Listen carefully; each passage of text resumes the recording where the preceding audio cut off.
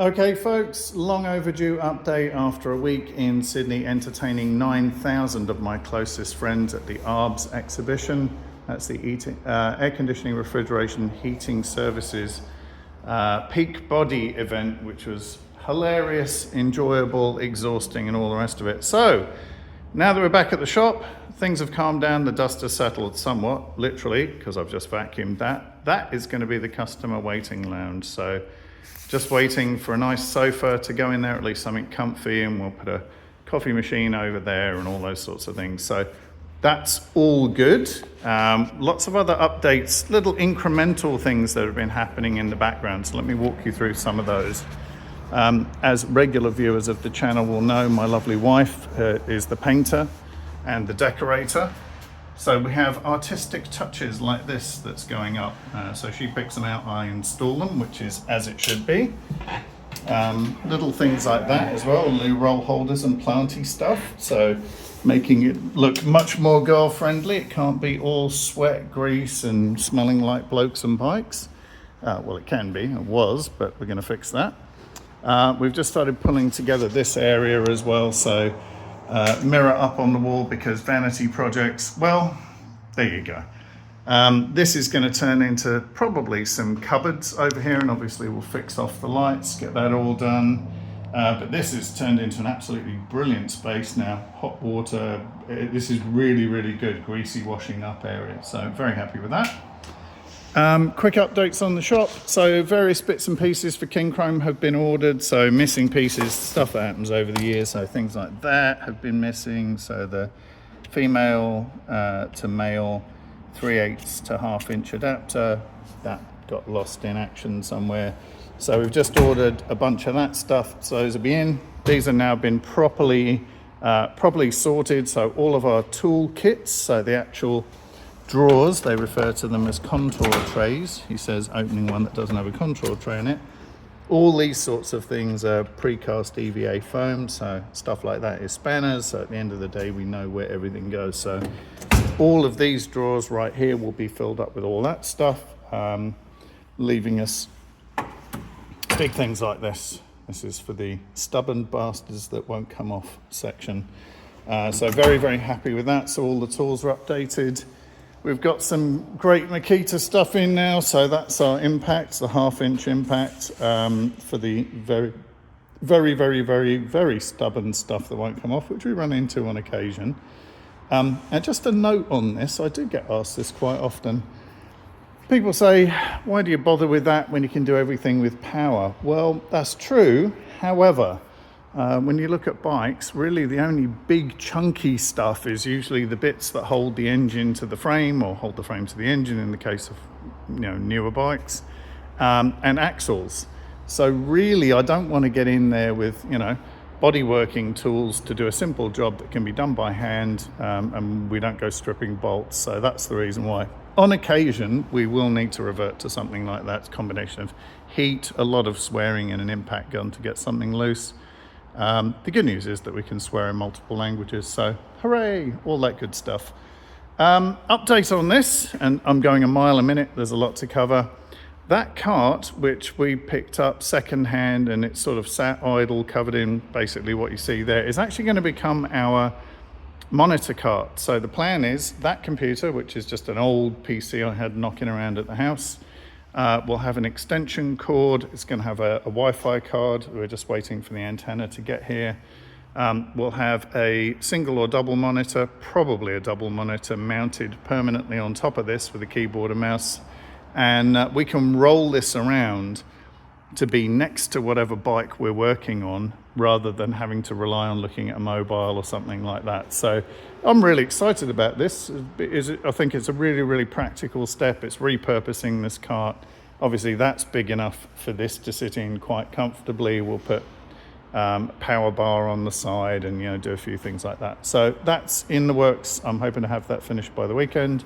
Monitor is over there. Brain is there, Wi-Fi card's already installed, keyboard and mouse ready to go, and we're picking up a double monitor mount, so that's going to be really good. So more sort of practical update for the shop there.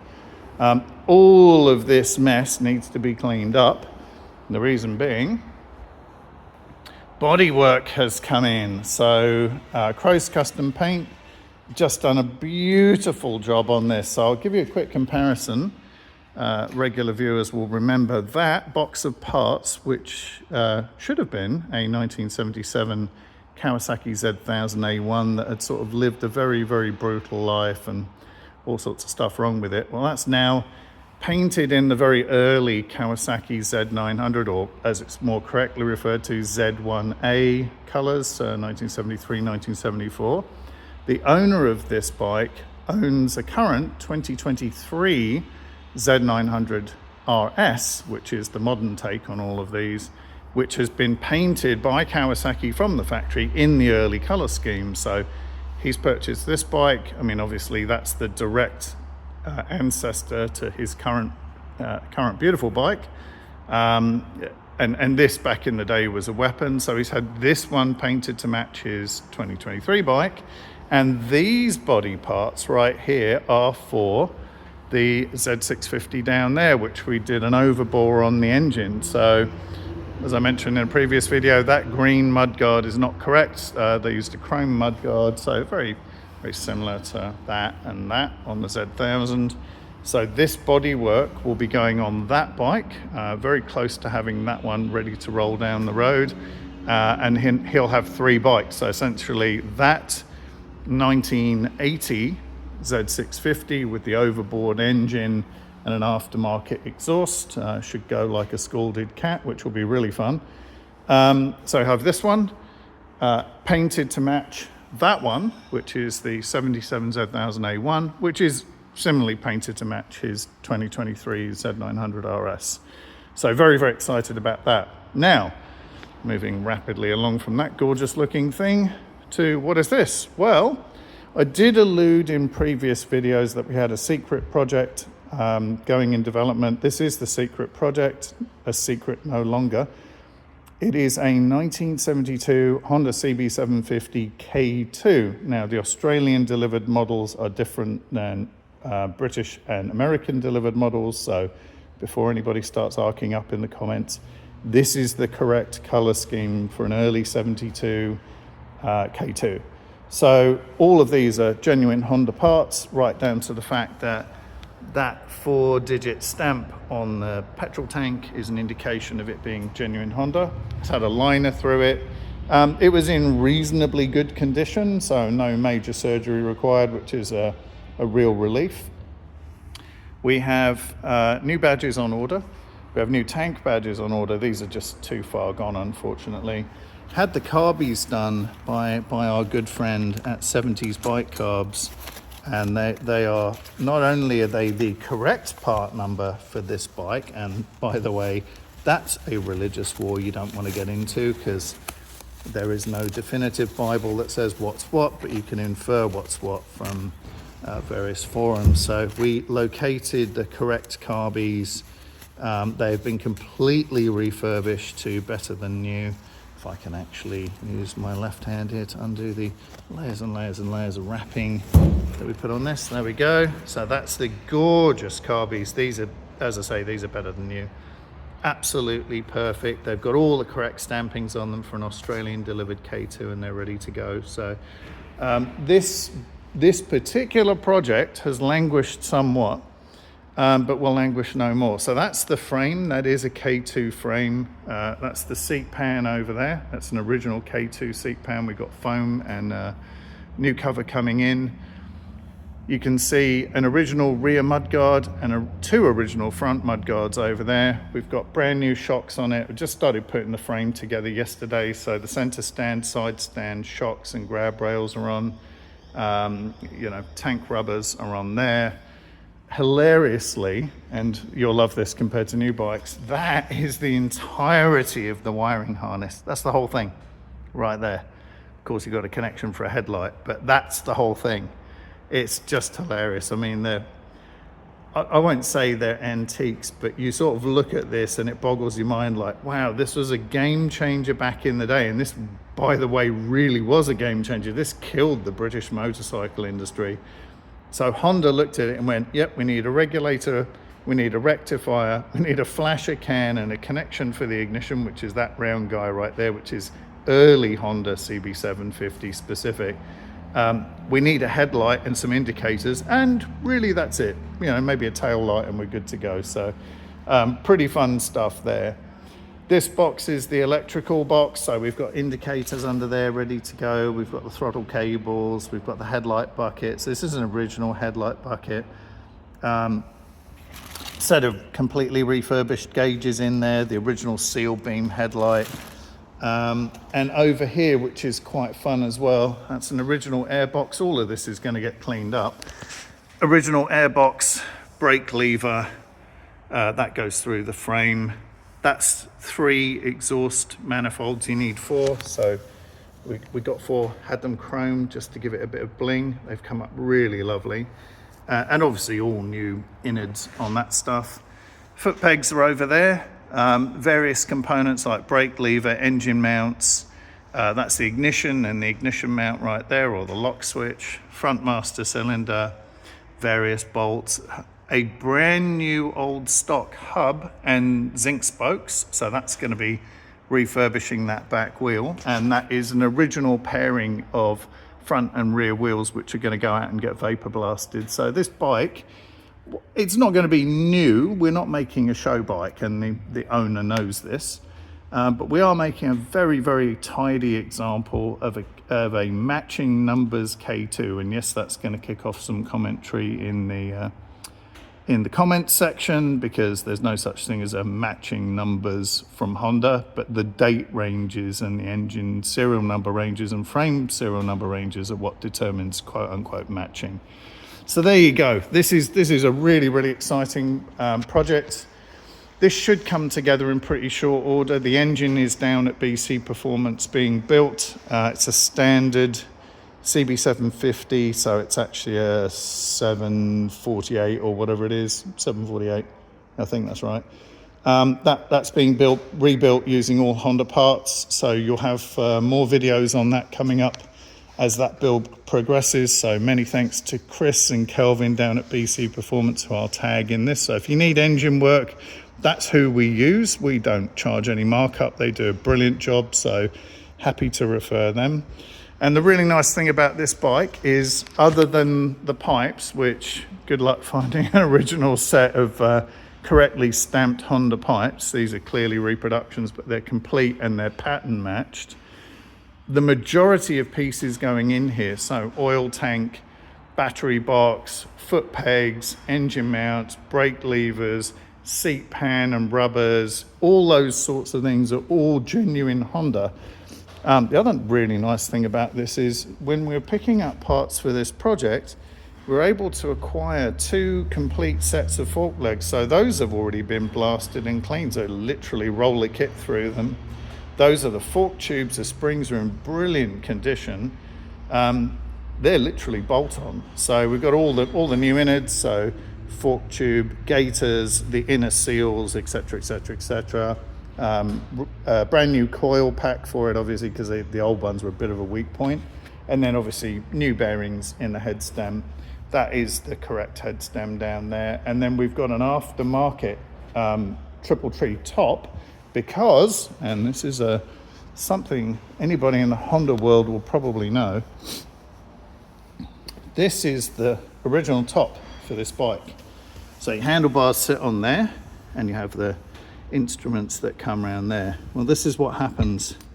So these are the original bolts. This is a alloy part, and what happens is this particular piece right here gets over tightened, because you are supposed to have a washer. There's a special washer that sits between here and here.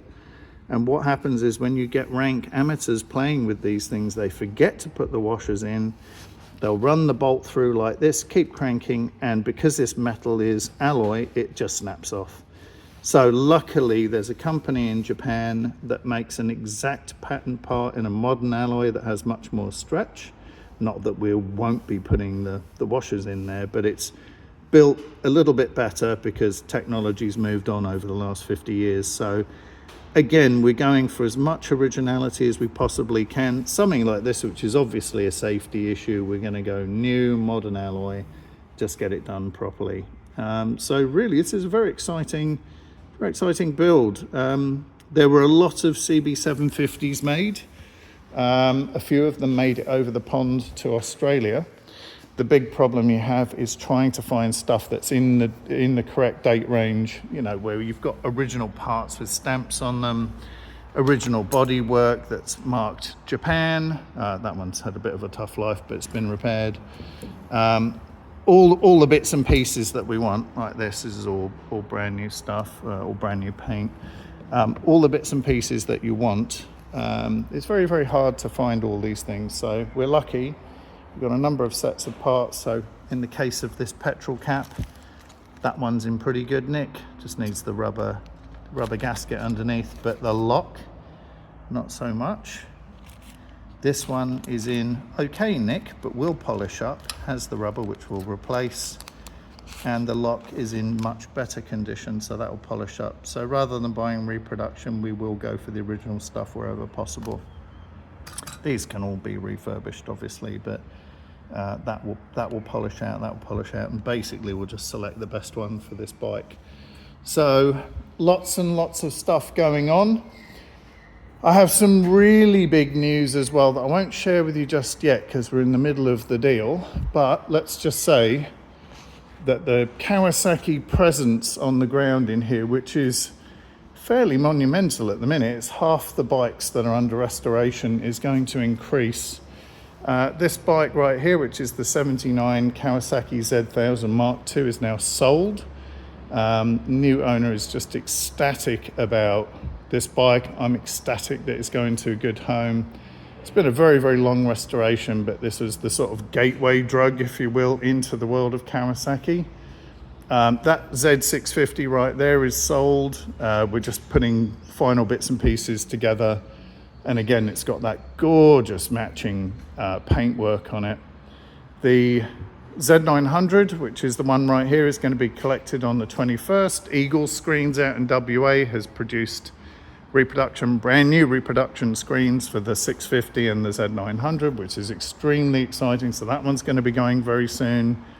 That one will be out the door in July, I think, which means basically that guy right there is going to go back to being bone stock Z1100A1, so 1981 model.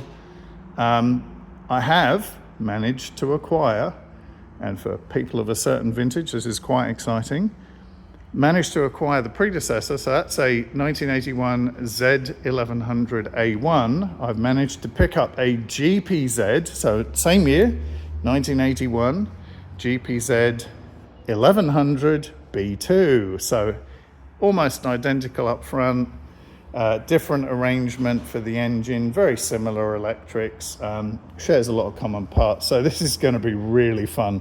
I'm really, really looking forward to this. And like I say, that's the gateway drug, so blame that one. Anyway, tons more info coming up now that we're getting back in the shop and getting some stuff organized. Lovely box of shiny bits in here. So some of those are destined for the Honda, some of those are destined for various Kawasaki's and front wheels. As I say, we've got some big news coming up, which I won't share yet, but I will share soon, so I'm not being too much of a tease. But let's just say, if you can identify what these rims go to in this rather unruly pile on the floor, and possibly that carb set as well, it might give you a little indication of what's coming.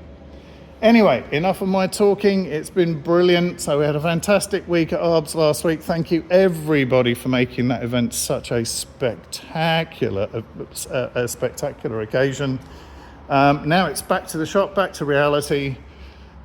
Finishing up all of this, getting stuff tidy so it's nice and pleasant, getting rid of all of these piles of bits and pieces everywhere, and cracking on making this a lovely, habitable, hospitable and very girl-friendly place. Until the next update, which will be sooner rather than later, take care of yourselves, have a good laugh, and try to get into something with as much fun factor as this. Look, red and blue lights and sirens, what? Catch you in the next video, everybody. Cheers.